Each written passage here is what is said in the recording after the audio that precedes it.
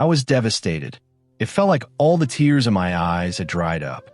Though it had been a month since I lost my husband, the pain still felt as fresh as if it had happened just yesterday. My mother-in-law would look at me and wail uncontrollably, and my sisters-in-law would beat their chests, overcome by grief. Seeing me would only remind them of my husband's untimely death, reigniting their sorrow all over again. For me, there was no difference between day and night anymore. Every moment was bleak, filled with pain and a deep sense of mourning. If someone brought me food, I would eat it. If they gave me water, I would drink it. Otherwise, I simply sat motionless, staring blankly at the sky. Even today, I was lost in my own world when a group of unfamiliar women approached me. They took me into a room, and whatever they said, I followed like an automaton, obeying their instructions without a second thought. By that point, I was so detached from reality that I had no sense of what was happening. Then they began leading me somewhere. I raised my eyes just enough to glance at my mother-in-law. She quickly averted her gaze, avoiding my eyes. She hugged her two daughters close to her chest, as if shielding them. I watched this scene with a pang of sorrow, remembering how she used to comfort my husband in the same way. Her love for him was apparent back then, and seeing her now made me drift into the past once more. The women put me in a car and drove me to an unknown location. I sat still as a statue, unresponsive. It wasn't until much later that I became aware of my surroundings. I felt someone lift my chin, forcing me to look up. My eyes met a face that was both grotesque and terrifying. It was a face I couldn't imagine even in my worst nightmares. The sight jolted me from my stupor. I looked down at myself, startled to find that I was dressed as a bride, adorned with jewelry and elaborate clothing. I was seated on a bed covered in flowers, and in front of me was the village's feudal lord. His presence made my skin crawl. He stared at me intently, his expression a mix of arrogance and lust. Noticing my alarmed and confused expression, he let out a hideous laugh. "What's the matter?" he sneered. "Don't you like being here with me?" His words turned my stomach. I pushed him away in panic and jumped off the bed. "What are you doing here?" I demanded. "How did you get here?" Again he laughed, a chilling, disgusting sound that echoed through the room. "Oh, my innocent little dove," he said mockingly. "I didn't come to you. You came to me. This room has been longing for you. My heart has been aching for you. Now that you're finally here, I feel such relief. Don't torment me any longer. Come here and quench my thirst." As he spoke, his voice dripped with an unsettling mix of authority and desire. He started moving toward me, his presence suffocating. That's when I realized I wasn't in my own room. I was in a strange, unfamiliar place. It dawned on me how deeply I'd been lost in my own grief and memories, completely unaware of my surroundings. I thought back to my mother-in-law, how she had avoided my eyes earlier. The realization hit me like a blow. I was deliberately brought here. I began desperately looking for a way out, searching for some escape. But before I could make a move, it was too late. He grabbed me by both arms, his grip ironclad. I struggled, but he overpowered me, throwing me onto the flower-strewn bed. The flowers, meant to symbolize beauty and celebration, felt like thorns against my skin. They pricked me like needles, burning me as if they were embers. He held me down, asserting his control, while my cries of anguish echoed in the room. The walls absorbed my screams, silencing them. If anyone outside the room heard my voice, they chose to ignore it. It was as if the people in that house had gone deaf and mute, unwilling to intervene. My pleas and cries for help were swallowed by that room, where such sounds had clearly been heard and ignored many times before. No one ever dared to peek inside that room, nor did anyone try to stop those haunting sounds. And so, the entire night became a relentless cycle of brutality and cruelty. I had thought that my husband's death was the worst pain I'd ever experienced, but now I understood what it truly meant to feel dead while still breathing, to be stripped of every shred of dignity and fall to the depths of humiliation. When something you hold most precious is taken from you, it feels as though nothing else in life matters anymore. I broke down completely, tears streaming uncontrollably, and it was clear I had nothing left to lose. He kept me imprisoned in that same room. 3 times a day, a servant would enter, place food in front of me, and leave without saying a word. At night, he would return, often drunk, to continue his relentless torment. Each time his touch made me recoil, I felt my very soul ignite with rage. It was during those days that I realized this man, this monstrous feudal lord, was the one behind the ruin of my life. He had orchestrated all of this just so he could have me for himself. The realization burned like fire within me, and I wished more than anything that I had the strength to kill him. For a month, I endured his revolting presence, his unwelcome touch, his disgusting domination. A month of living with the unbearable weight of his control over me, a feeling trapped in a nightmare I couldn't escape. Then, after a month, he sent me back. When I finally returned home, broken and battered, my mother-in-law froze the moment she saw me.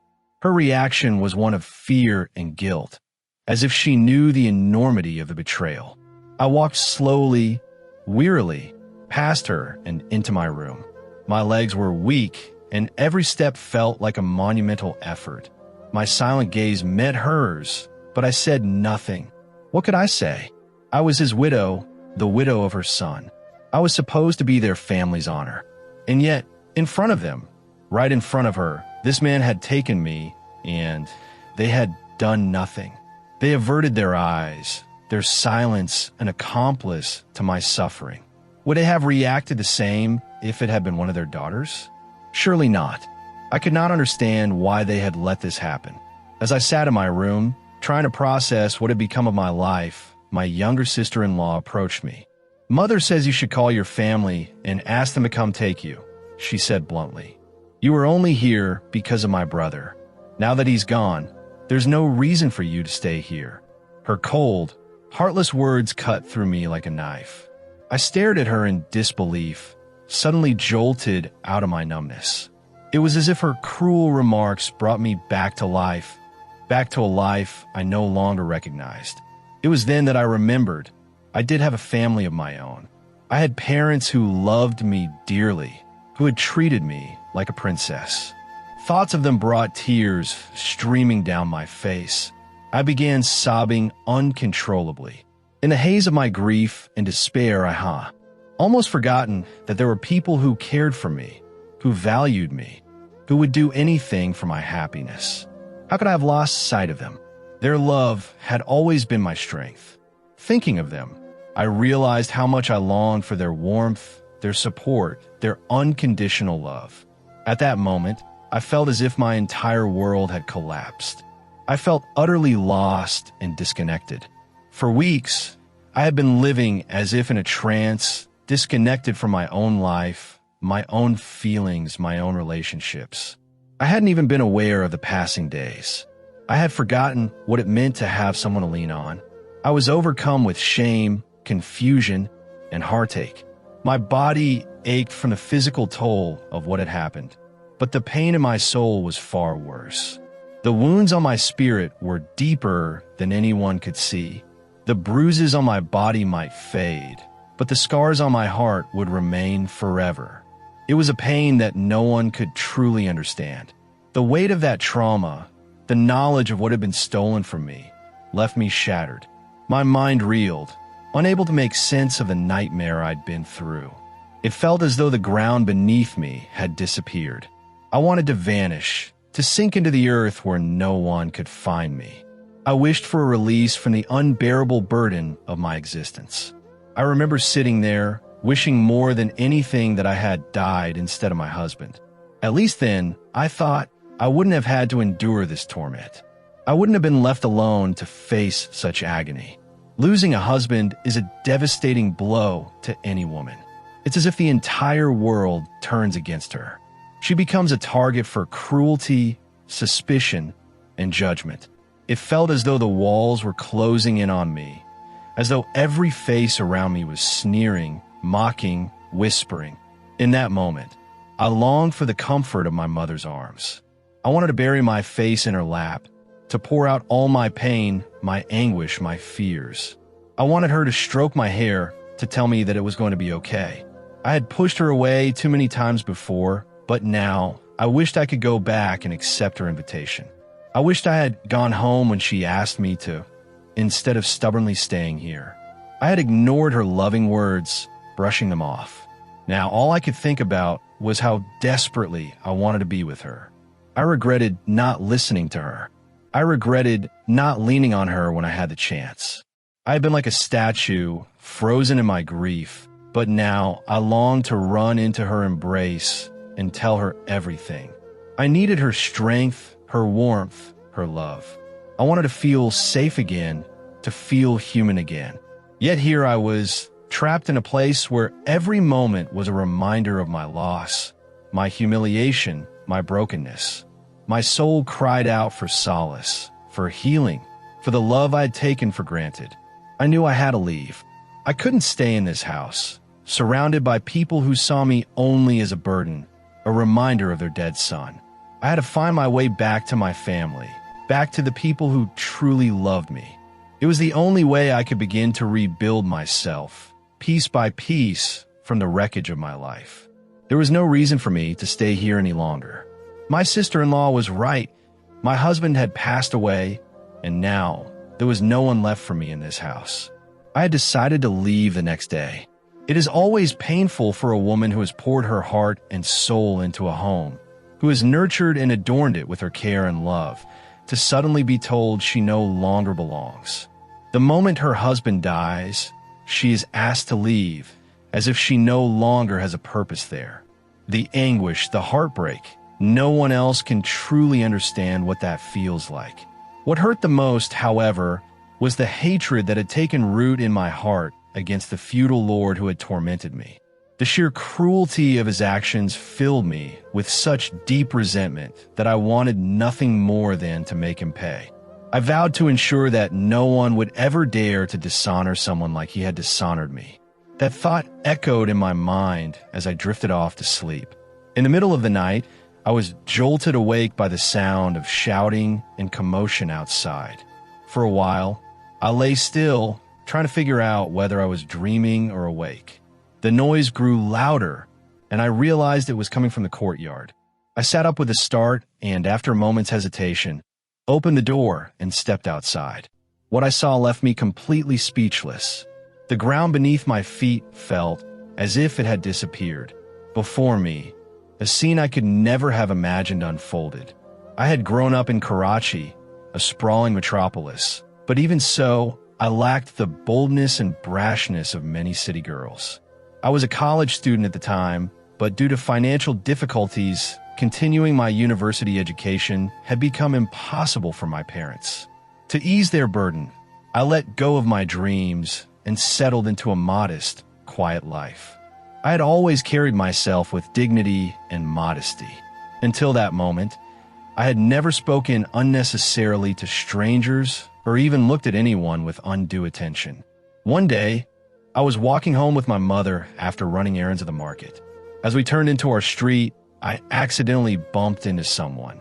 Startled, I glanced up and met the eyes of a young man. It was as though time stopped, and I found myself momentarily captivated by his gaze. My mother nudged me, pulling me back to reality. Even after we got home, I couldn't shake the memory of his face. It lingered in my mind, distracting me from everything else. Over the next few days, I happened to see him a couple more times. Then, one day, he handed me a letter. In it, he confessed his feelings, writing that he had fallen for me the very first time he saw me. Reading his words brought a blush to my cheeks and an unexpected happiness to my heart. I realized I felt the same way about him. Around that time, a marriage proposal came from my aunt's son. My mother was eager to accept it. She admired my cousin for being hardworking, ambitious, and responsible. However, my heart belonged to the man who had written me that letter, a laborer named Sanwal who had come to the city from his village in Sindh to earn a living. When my mother started pressing me about the proposal, I finally gathered the courage to tell her about Sandwall. She tried to dissuade me, explaining how difficult it would be for me to adjust to a life in his village. But when she saw that I truly cared for him, she relented. My parents loved me deeply and never wanted to impose their will on me. With their blessing, I married Sandwall and left the city to join him in his village. When I arrived at Sandwall's home, his mother and two sisters welcomed me with open arms. They embraced me warmly, making me feel like a part of their family. Despite the stark differences between our lives in the city and the village, I found comfort in the love and kindness of my new family. My closest friend was Sony. She was my age and incredibly beautiful. She had an innocence that matched her beauty. One day, Sandwall decided to take me on a tour around the village. As we walked, a jeep passed by and immediately turned back. Sandwall's expression darkened, and he tightened his grip on my hand, pulling me along quickly. Soon, a man ran after us, calling out for Sandwall to come and greet Wadera Sahib, who was summoning him. Before we could respond, Wadera Sahib himself appeared. The way he looked at me sent chills down my spine. His gaze was filled with such predatory intent that I instinctively moved behind Sandwall, hoping to shield myself. Often, when I ventured out with my sister-in-law or took a walk with Sandwall, I would catch a glimpse of Wadera Sahib. Just seeing him would leave a bitter taste in my mouth.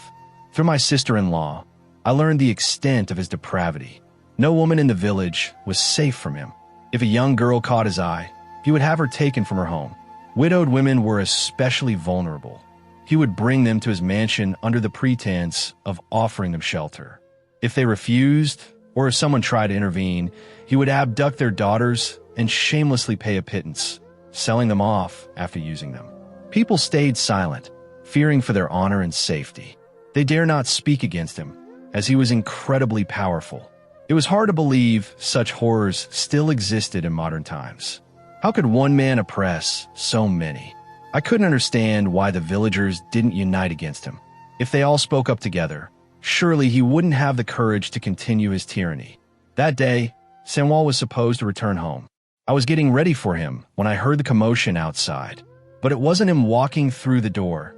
It was his lifeless body carried on the shoulders of others. My world shattered. Someone had shot him. The police arrived, conducted their investigation, and left without answers. No one knew who had killed him, nor why.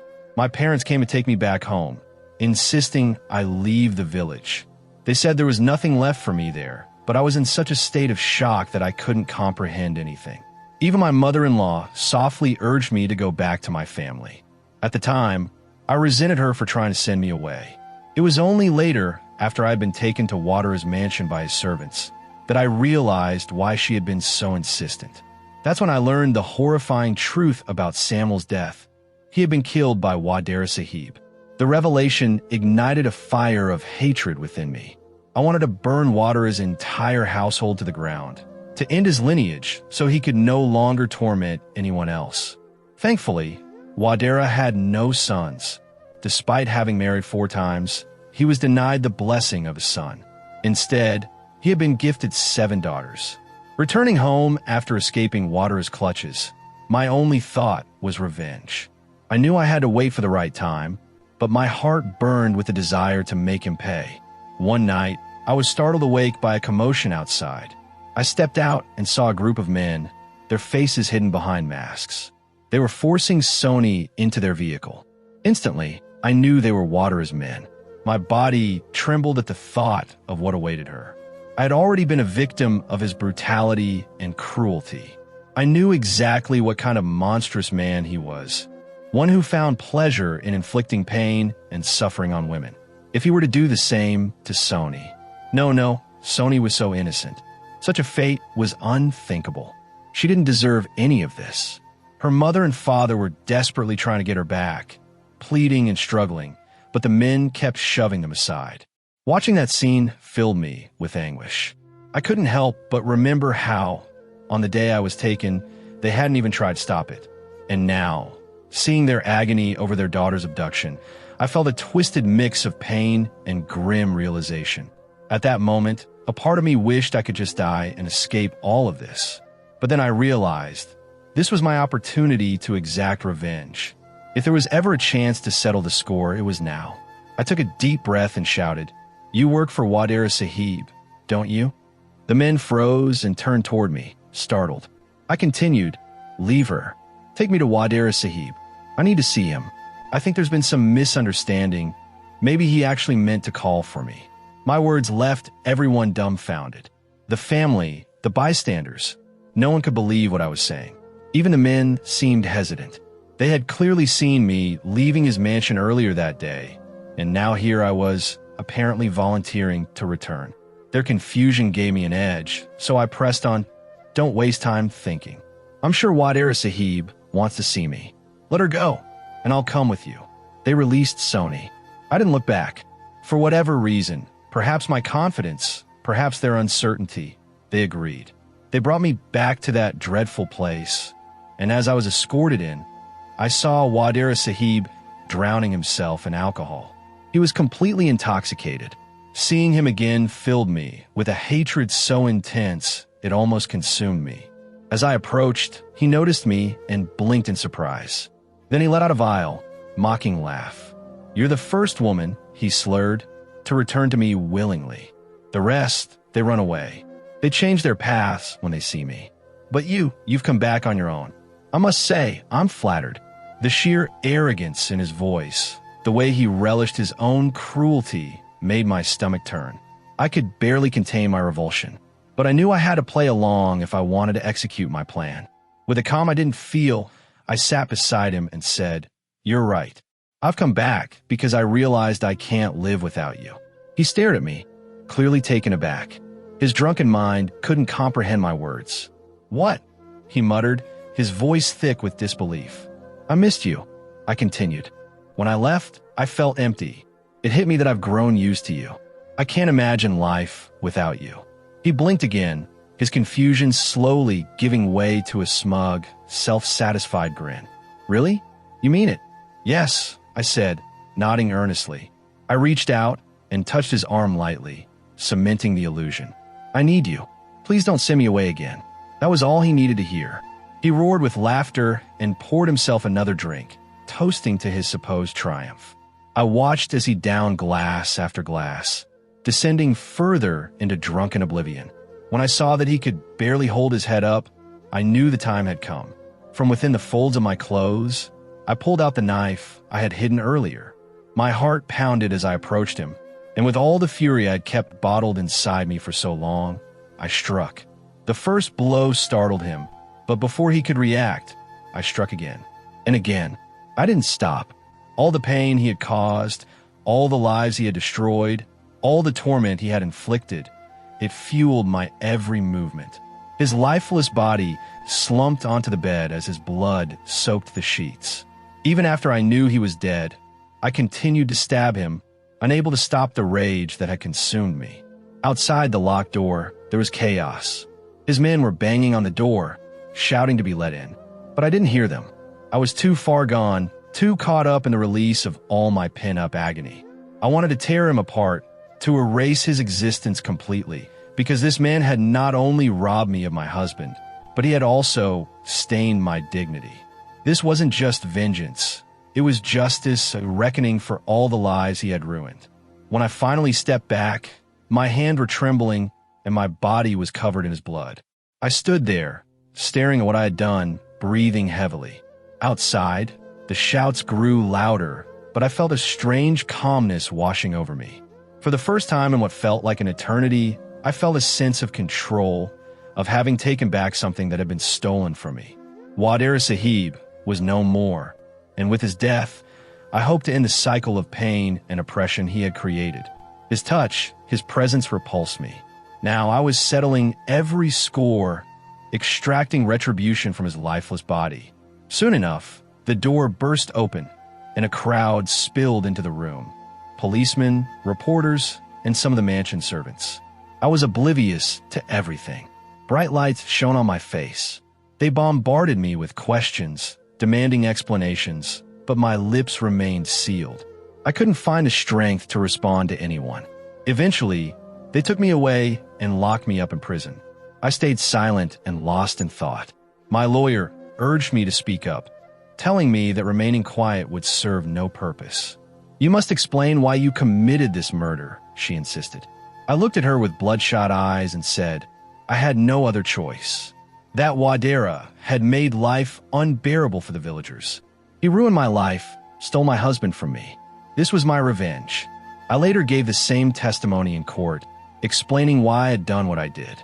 Since it was proven that Wadera had countless atrocities to his name, and it came to light that he had assaulted my dignity and orchestrated my husband's murder, my sentence was amended.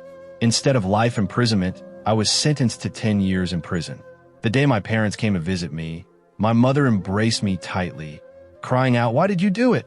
I looked into her tearful eyes and said, "I didn't do this just for myself. I did it for all the innocent and oppressed girls living in that village. I did it for those whose families stood by helplessly when they came for me, unable to protect me. I couldn't let others suffer what I had endured. Now I sit behind the cold bars of a prison cell. I have 9 years of my sentence still ahead of me, but I feel no shame or regret for what I did. Instead, I feel a sense of peace. I rid this world of a monster, a predator who preyed on the innocent. I may be confined, but my conscience is free.